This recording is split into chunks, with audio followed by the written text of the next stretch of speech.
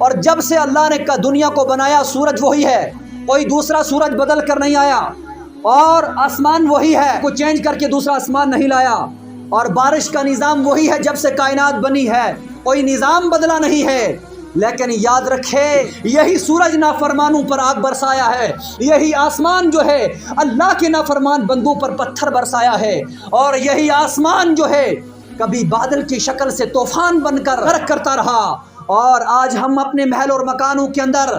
اس قدر زندگی بسر کرتے ہیں، کبھی لوہے کی کھڑکیاں لگاتے ہیں، کبھی لوہے کے دروازے لگاتے ہیں، کبھی RCC میں 16 mm کی سریا لگاتے ہیں، کبھی 24 mm کی سریا لگاتے ہیں، اور دن بہ دن کوشش کرتے ہیں نئے انجینئر لا کر اپنے مکانوں کو مضبوط کرنے کے لیے، تاکہ فلڈ کے خطرے سے محفوظ رہ جائے، تاکہ بارش کے خطرے سے محفوظ ہو جائے۔ یاد رکھو اس دنیا کے اندر آج اتنی ترقی ہو چکی ہے، اتنی ٹیکنالوجی آ چکی ہے کہ ایک ٹنڈل کو پار کرنے کے لیے کہیں ایجنسیوں کو کھڑا کر کے وہاں کا محاسبہ کیا جاتا ہے کہ یہ ٹنڈل پار ہو پائے گا یا نہیں، اس کے اندر کتنی پہاڑیوں کو کس طرح کاٹنا ہوگا۔ لیکن یہ زمانہ آج کا ہے، وہ قوم سمود کے زمانے کے اندر ٹیکنالوجی نہیں تھی، کوئی مشین نہیں تھی، کوئی انجینئر نہیں تھا، کوئی دیکھنے والا نہیں تھا، بلکہ قوم سمود کے اندر اللہ پاک نے یہ صلاحیت رکھی تھی کہ دنیا کی بہت بڑی بڑی پہاڑیوں کو قوم سمود تراش کر یعنی چیر پھاڑ کر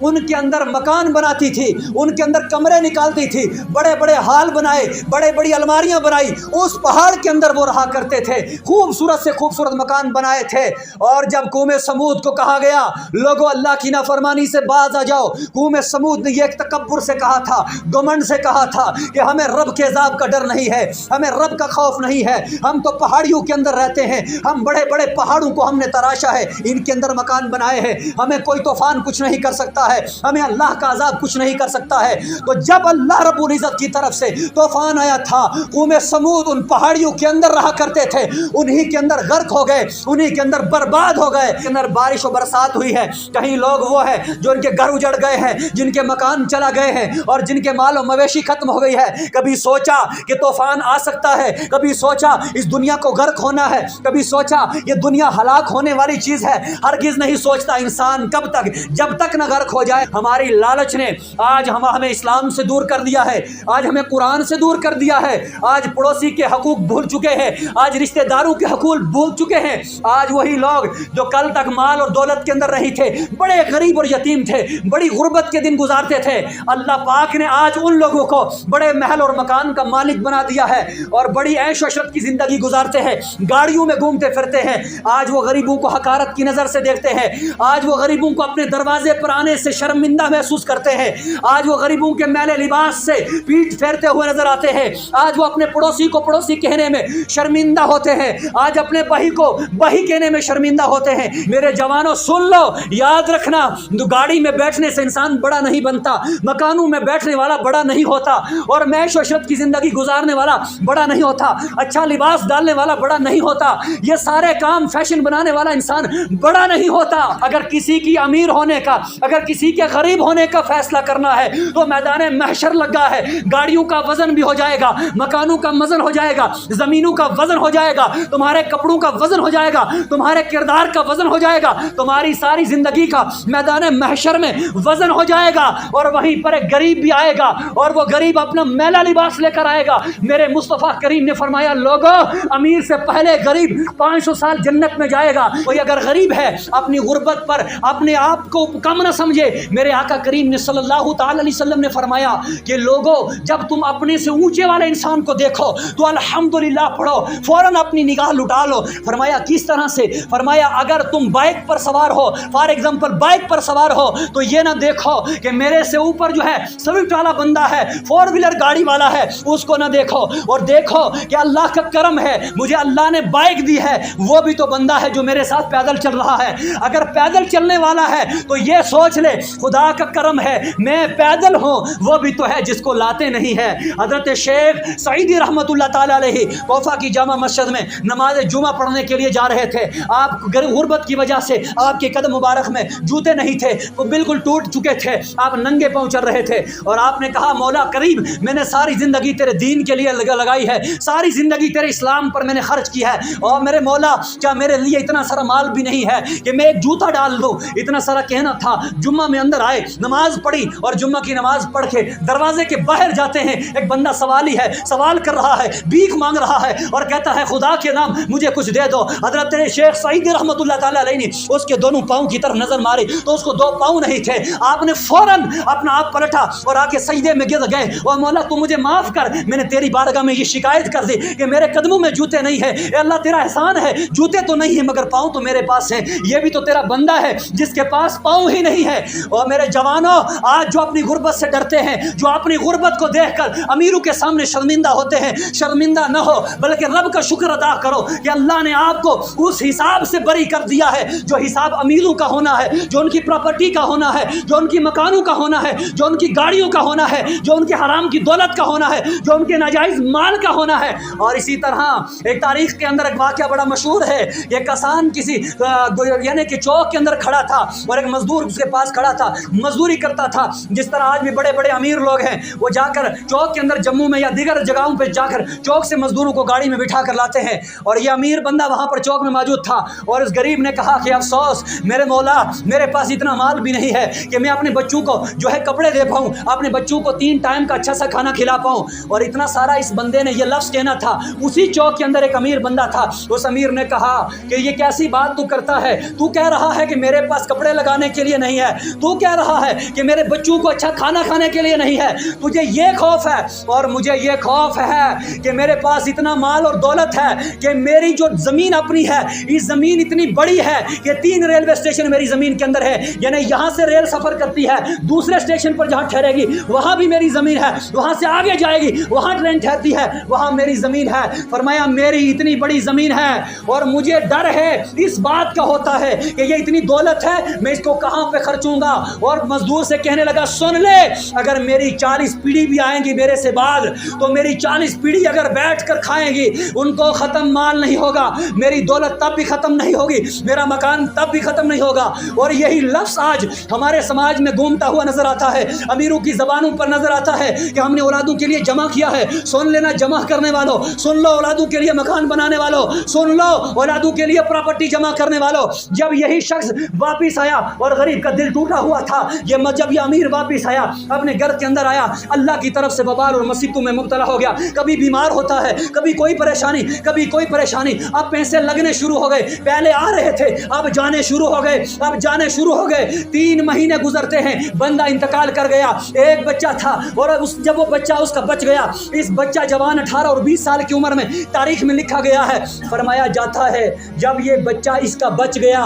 اس بچے کو جوانوں نے اس کے ساتھ دوستی ڈالی، کسی نے اس کو شراب میں لگایا، کسی نے جوئے میں لگایا، کسی نے سگریٹ پینے کی طرف بلایا، کسی نے کہیں لگایا، اور یہ عیش و عشرت کی زندگی میں گزارنے لگ گیا، سارے پیسے اسی طرح خرچتا رہا۔ اور کسی نے مشورہ دیا کہ اس کنٹری سے باہر والی کنٹری میں جائیے، وہاں پر اچھی فیسلٹی ہے، یہ وہاں پر نکل گیا اور شراب کی نشے میں مبتلا ہو گیا۔ ایک وقت آیا اس کے سارے پیسے ختم ہو گئے، پھر اس نے زمین بیچنا شروع کر دی، آہستہ آہستہ اس نے ساری زمین بیچ کر ختم کر دی، اب اس کے پاس زمین بھی نہیں بچا، ابھی 1 سال ہوئی ہے زمین ختم ہو گئی، اکاؤنٹ میں جتنا پیسہ تھا سب ختم ہو گیا، اب اس کا ایک مکان بچتا ہے، اور جب ایک مکان بچا اب اس کو عادت تھی عیش کی زندگی گزارنے کی، اس کو آج عادت تھی برے ہارڈ نشے کرنے کی، اب یہ مجبور ہو گیا، اس نے اپنا مکان بھی بیچ دیا، اور جب اس نے مکان بیچا، بیچنے کے بعد اب یہ مجبور ہو گیا مزدوری کرنے کے لیے۔ اس کے باپ نے جس چوک کے اندر کھڑے ہو کر یہ کہا تھا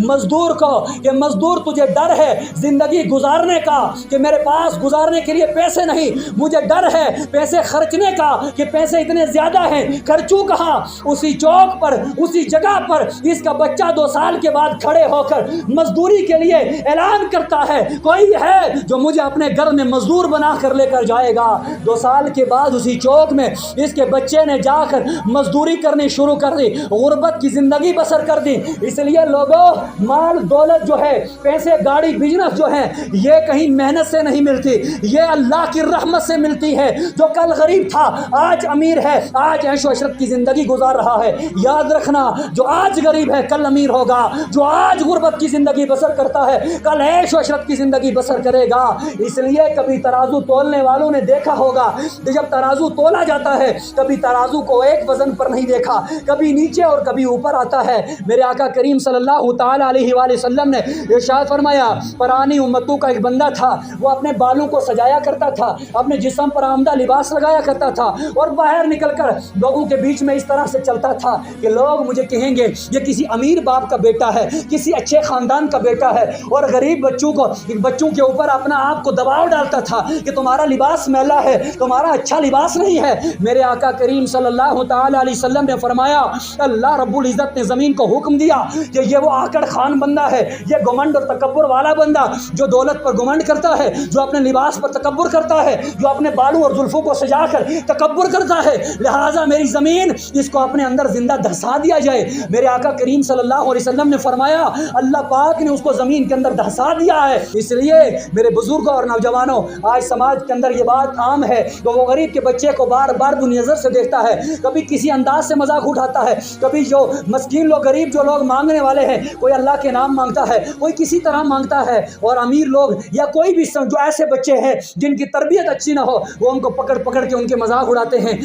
کسی کو ہاتھ نہیں اس کا مذاق، کسی کے کپڑے میلے ہیں اس کا مذاق، کسی کو جوتا ٹوٹا ہوا اس کا مذاق، کسی کے کپڑے پھٹے ہیں اس کا مذاق۔ یاد رکھنا، اس مذاق بازی سے باز آ جاؤ، اللہ کا شکر ادا کرو۔ اللہ نے دو آنکھیں دی ہے، ایسا نہ ہو یہ چھین لے۔ اللہ نے دو ہاتھ دیے ہیں، ایسا نہ ہو یہ چھین لیا جائے۔ اللہ نے دو پاؤں دیے ہیں، ایسا نہ ہو یہ چھین لیا جائے۔ اللہ نے صحت دی ہے، ایسی نہ ہو بیماری میں تبدیل ہو جائے۔ اللہ نے اگر امیر بنائے ہو، اللہ نے ایسا نہ کرے کہ غریب ہو جاؤ گے۔ قرآن پاک میں آیت ہے، وہ لوگوں تکبر کرنے والوں، وہ لوگوں گھمنڈ کرنے والوں، کیا تم گھمنڈ کرنے سے، کیا تم تکبر کرنے سے اللہ کے پہاڑوں کو توڑ دے گے؟ کیا اس زمین کو چیر پاؤ گے؟ اللہ قرآن میں فرما رہا ہے کہ تمہارے تکبر سے نہ میرے پہاڑ پھٹیں گے، نہ میری زمین چیرے گی، بلکہ کوئی نقصان نہیں ہوگا۔ اللہ تعالیٰ رب العزت نے اپنے بندوں کو حکم دیا ہے، لوگوں یہ مال میں دینے والا ہوں، یہ دولت میرا کام ہے دینا، یہ عزت اور شہرت دینا میرا کام ہے۔ لہٰذا اگر تم نے شکر ادا کرنا چھوڑا، اگر تم تکبر کی زندگی بسر کرنے لگ گئے، اگر تم دوسروں کو